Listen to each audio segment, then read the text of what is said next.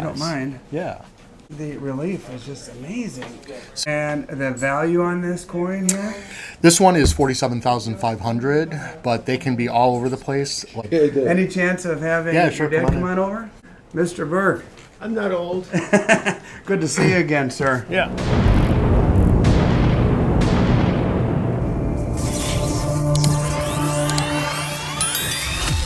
Here we go, another trip to Chicago and another fascinating interview. If you find yourself enjoying this video, be sure to hit that like button. And if you want to see more, don't forget to subscribe.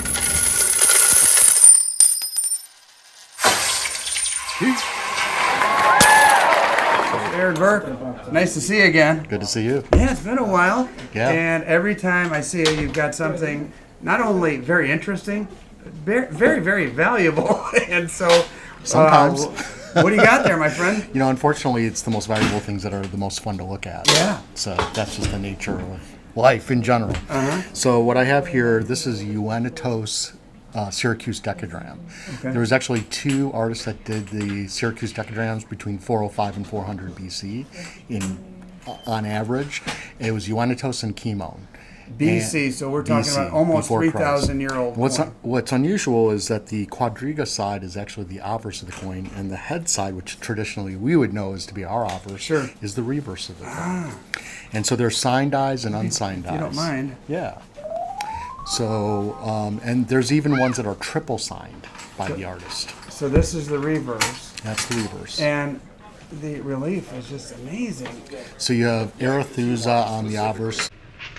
What is it, head or tail? She was a water nymph, and that's why you have dolphins that are swimming around her head. And on the reverse of the coins, you have a quadriga with a charioteer being crowned by the victor. And so Greeks and horse racing was extremely important.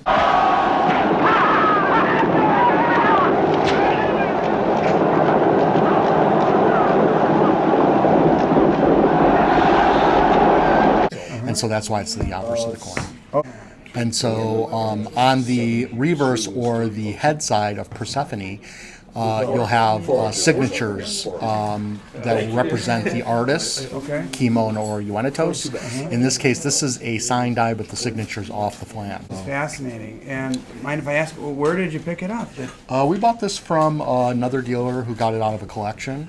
And this is one of the 100 greatest ancient coins, actually. And it's the third greatest ancient coin out of the 100, rated number 3. And, this is a very famous book, too. It certainly is. Yeah. It certainly is. And so these were so popular, actually, that they actually put the dies away. Okay. And then after 20 years, they brought them back out and struck them, and the dies had rusted. And so you actually have ones with rusty die marks on the coin. So the key to these is to have well-centering, signature, non-signature, and ones that don't have die rust. Wow. And so they were always collected even in ancient times. Mm-hmm. And the value on this coin here? This one is 47,500, but they can be all over the place like anything else based on quality, rarity, pedigree, metal quality. And so they can be I've sold them as cheap as $10,000 and I've sold them up to $100,000. So this kind of coin, I mean, do people buy these as an investment or is it simply collectors who collect because they like them? I think all of the above. All of the above. Okay. And so there are definitely a class of collectors now in the market that are wanting to diversify their portfolios, and so they are putting coins into them. We don't sell them as investments. We sell them at market because we don't have a crystal ball and they're not guaranteeing a return. Right. But they definitely have been a good investment over the last 20 years. Okay, so over the last couple decades, the values have gone up. For sure. The decadrams back in 2008 were around 10 to 12,000, maybe up to 20, and now they're going up to 100,000. My goodness. Okay. And what is the fate of that coin there? Is it going for auction or? Yeah, right now it's in our fixed price list, but it'll end up in a future catalog. Okay, gotcha. Speaking of catalogs, you do the bid or buy? Do a buy or bid sale. Buy or bid, It's my okay. father started it in the 1980s. Okay. And it's basically a fixed price list till the last day, and then we take offers below our asking price. And whatever coins haven't sold at the full price, we will then entertain those offers at the end, and it goes to the highest offer as long as we all agree that we're accepting it. Where are you at in the cycle? Is there a sale going on now, or are Yeah, you between? our 230th catalog is active right now. Is going to be closing January 28th. Okay. And for those who are watching my channel, T the Silver Stacker, you come to my channel for silver, for golds, for coin collecting, of the kind of the average guy coin collecting. But I want my viewers to know that if you want to take it to the next level, if you have an interest in ancient coins, Aaron does his own podcast, and congratulations, you just hit 100,000 subscribers. 160. 160? Holy smokes. And that is fantastic. And it's you know what? I thought it was a small segment of the population, and it probably is, but they're very passionate. Very passionate. Yeah, the way I do it with Mike Nottelmann, who obviously has done his podcast for about 15 years, and so we're now on 2.5 years doing our podcast. Yeah. And there was definitely a area of need for this type of podcast because there's a lot of information on YouTube and in other places where they're talking about just historical evidence of ancient coins, but we actually talk about the market of ancient coins, the pitfalls of collecting ancient coins, the difference between slabbing and unslabbing ancient coins. We talk about current market prices, auctions that are coming up. We talk about the prices realized later. We have an educational section, and so there was really a need for it, and no one was doing it. Yeah. And you grew up in this business. I did. I mean, your dad literally wrote this book, Harlan J Berk. In its 3rd edition. Yeah. Yeah. And so, I mean... Yeah, and I thought about writing a book, and I decided a podcast would be better. Yeah, well, that's what people consume now. People consume it. It was a way for me to be able to get my passion across, Yeah. as well as I noticed a lot of people were coming into the market and had no idea about ancient coins, and so they were getting caught into the pitfalls of it. Yeah. And I wanted to be able to have a show that was dynamic, that was changing constantly with whatever was happening in the market at that very moment. You know what? As I was talking and looking at that coin and messing with the book here, the old man just made a cameo. Yeah, he did. Any chance of having sure, your dad come come on on over? Mr. Berk, I'm not old. good to see you again, sir. Yeah. And this is your first time on my channel, Oh, and I appreciate you making a quick little visit here. sure. And welcome to my channel and my viewers. And you literally, when did you write this book? When did the first edition come out? 2006. About 20 years ago. Okay. And you've been in the business how long? 61 years. Oh my God, that's incredible. How has the business changed over the years? Well, let's see.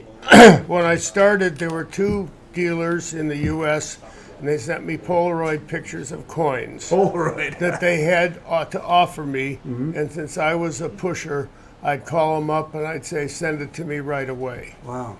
When we went to auctions in Europe, we sat in a rectangular box, rectangular group of tables in Switzerland, and they walked around, they published a catalog, they walked around us holding the coin, and if you wanted, they would stop and you'd look at the coin, and then they'd walk around. When the coin was bought, if you bought it, they'd set it in front of you on your table.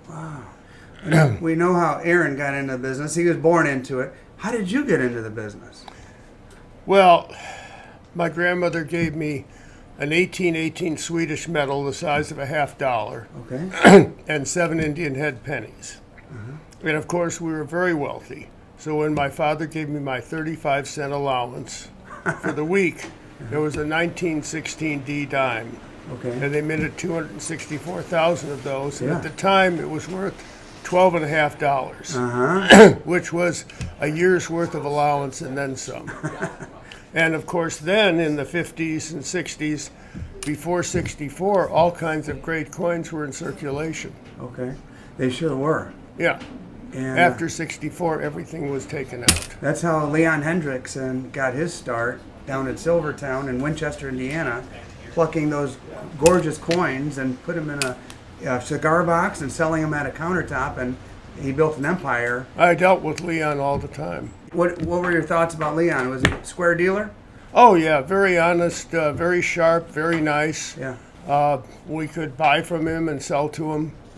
He's a very, very pleasant guy. Well, we're Hoosiers, and Lived so, in Winchester, Indiana, yeah, I I just believe, visited there and made a video. and made a whole world out of just that place. So Yeah. you don't have to be in New York to be successful. Where are you from originally? Are you from Chicagoland area? Joliet, Illinois. Oh, you're from here. Okay, gotcha. Well, hey, I thank you for stopping by and chatting, and it's quite an honor, sir. Oh, by the way, we're working on another book. It just went to Whitman. Okay. It's going to cover coins from 650 BC to 1453 AD. Okay. So it's the first time one single book had the coins of Greek, Roman, and so-called Byzantine in one book. Okay. It's going to be 4,400 coins, Holy smokes. all illustrated. Wow. Well, as soon as that's out, you can bet I'll be here to check it out. And you know, with 100 Greatest, we took the rare coins. Here we've got some rare coins, but I concentrated on common coins. Okay. So if people had the book and they wanted to be collecting, if they went to a dealer or looked on a list, they'd find the coin they were looking at or something similar to it. Okay. Very good. So it you know, we've got 17,000 books upstairs. Wow. 600 of my favorite in my office. So Okay. you can't get all that in a book this thick. Right. Not everything, but a lot of things. Very good. Okay, Thanks for the time. sure. Well, Aaron, thanks for showing me that amazing coin, and I'll tell you what, your dad's an amazing man, and so are you. I mean, you're taking the mantle and running with it, and Thank you. taking ancient coin collecting into the future. So thank you for the time, my friend. Yeah, anytime. Anytime. Thanks. Wow, what an awesome visit with Aaron. It's always so educational and entertaining spending time with that guy, and what a treat to get to interview Harlan J Berk himself. Hey, if you'd like to see more videos like this, be sure to click either of those options on your screen right now. Thanks for watching.